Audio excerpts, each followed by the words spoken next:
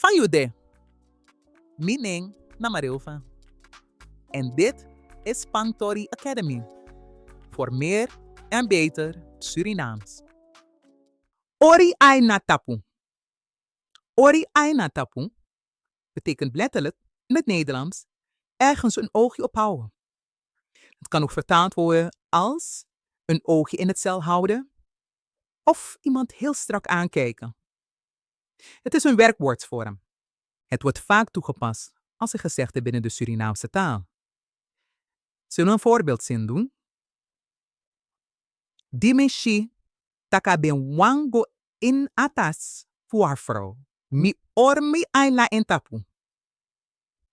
Toen ik zag dat hij zijn hand in de tas van de vrouw wilde steken, bleef ik hem strak aankijken.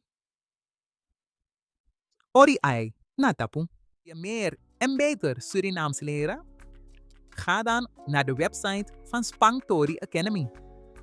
Meld je aan voor onze lessen. Tangong!